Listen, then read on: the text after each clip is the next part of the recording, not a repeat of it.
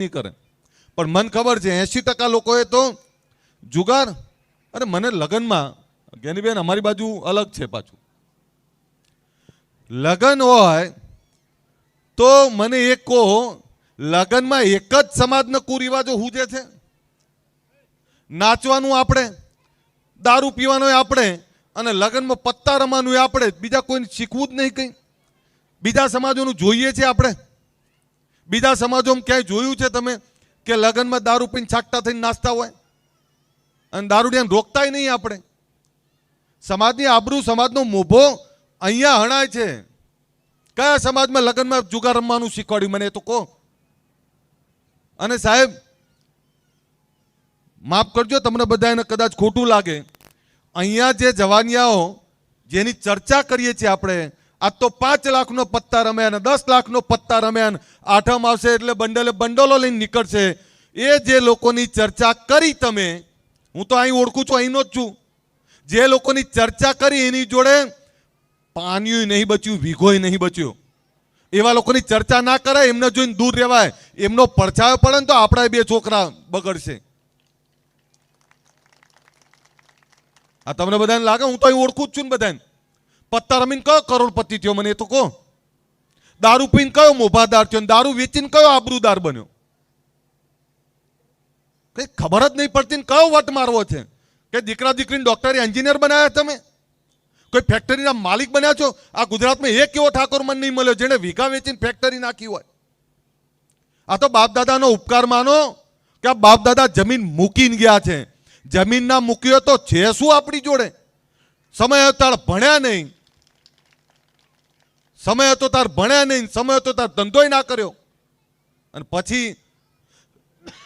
What मारवो छे। खोटा देखाड़ामांथी बहार निकळो भाई। अने पैसा वाळा तो छे ने कोई देखाड़ा, अने मने तो ए खबर नहीं आपणो देखाड़ो जोवे कोण, कोण जोवे मने ए तो समजाओ। कोईने कई पड़ी नहीं। दुनिया हेलिकॉप्टर अने विमानो लावती थई गई।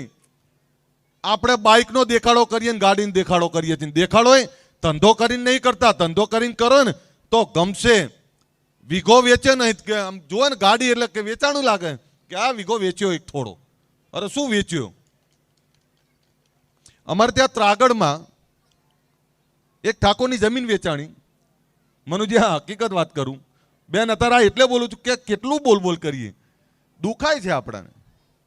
आ अमे बधा कोना माटे बोलीए? तमारा माटे बोलीए छीए। खोटुं लागे लागे अने आगेवान तो कड़वो ज होय भाई। आगेवान के तमने आ तमारी पीड़ामां, तमारी तकलीफमां अने तमारा अर्धी राते कोई एवुं न धारेलुं दुख आई जाए तो 56 ની छाती राखीने तमारी वच्चे उभा रहीए छीए। तमने साचुं केम ना कहीए? कहेवुं तो पड़े ने।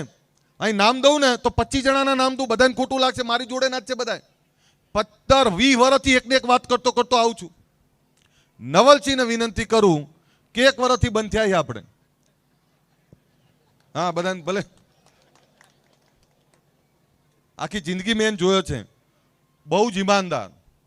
તમને કહું અડધી રાતે ગમે તેના ત્યાં ઉઘાડા પગે જાય પણ એને વિનંતી કરું કે વરસ થયું ને આ જીવન આપણે આપણે પકડવાનું થતું નહીં। નહીં તો જેના ત્યાં આવ્યા છીએ આમાં ભગતીનો માંડવો છે એના આશીર્વાદ તો જ ઉતરે ને, તો જ ઉતરે ને ભાઈ। એટલે તમને બધાને વિનંતી કરું છું, એક દાખલો આપતો તમને। જમીન વેચાણી આજથી 25 વર્ષ પહેલાની વાત કરું અને 25 વર્ષ પહેલા એ ભાઈને આયા 17 કરોડ રૂપિયા। આજના 200 કરોડ થાય। 17 કરોડ આવે। એક જગ્યાએ શોરૂમ હતો ફ્રીજ અને ટીવીનો।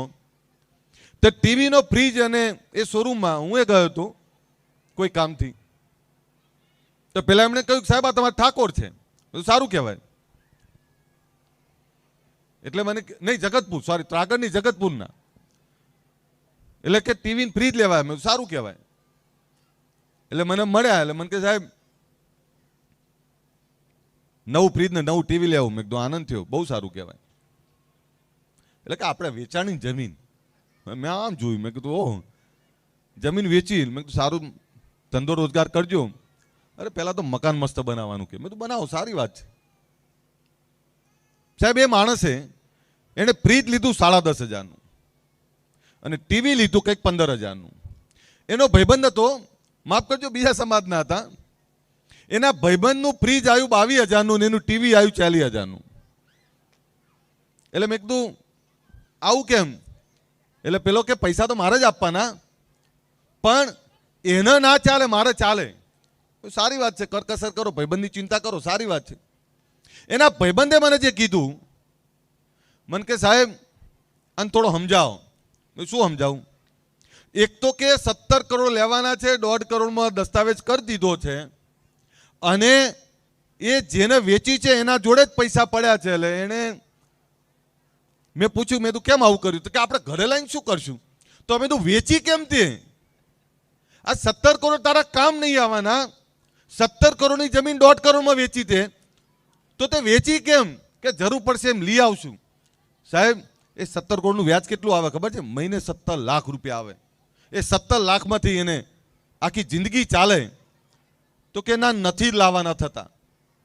બીજી વાત કરી એને મને કે સાહેબ આને કોણ આરે એસી લઈ લે. મેં કીધું કેમ? કે આરે જ્યારથી જમીન વેચી ત્યારથી ક્વોલિસ ગાડી લાવ્યો છે, અને આ ક્વોલિસ ગાડીમાં આખું ઘર ક્વોલિસ ગાડીમાં જ ઊંઘે છે, નાવા ધોવા બહાર આવે છે, ખાય છે એમાં હોટલનું જ ખાવાનું આવે છે, બહારનું મંગાવતા, બહારનું જ ખાય છે, ઘરનું બનાવતા નહીં. એટલે મેં કીધું ભલા માણસ આવું શું કરી તું? સાહેબ 2 વર્ષ પછી મેં ચેક કર્યું, એ માણસ ચોક્યાત બની ગયો હતો, એના ઘરમાં ખાવાના દાણા નતા. સાહેબ શું ખબર પડે છે તમને? ક્યાં સુધી આવા અજ્ઞાન રહેશો? ક્યાં સુધી આવા નવા રહેશો? એટલે મારી વિનંતી છે કે આપણા બાળકોને ભણાવો, પૈસાની બચત કરો, પૈસાનું મેનેજમેન્ટ કરો, અને આ વ્યસનોમાંથી બહાર નીકળો. અને બીજાની ખામીઓ, અહીંયા ટ્રમ્પની કે દુનિયાની ચિંતા કરવાની જરૂર નહીં. આપણે આપણા ઘરની ચિંતા કરો, આપણા ગામની ચિંતા કરો, ને ગામની એકતા અને ગામનો ભાઈચારો ટકાઈ રાખો.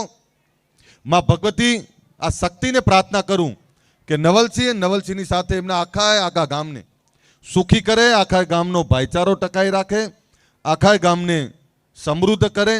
મારી તો 2-3 બાબતો હતી, કદાચ તમને બધાને નહીં ગમ્યું હોય, પણ ફરીથી તોય કહું કે બધા એક રહેજો, એક રહીને ગામની આવીને આવી એકતા ટકાઈ રાખજો. સરપંચ જેને બનાવીને બનાવજો, પણ બિનહરીફ સરપંચ જ કરજો. બિનહરીફ સરપંચ ગામનું ભલું કરશે. નહીતર શું થાય? પેલા વોટ આપ્યા ના આપ્યા, એમાં જિંદગી જતી રહેવાની. ફરીથી તમારો બધાનો આભાર.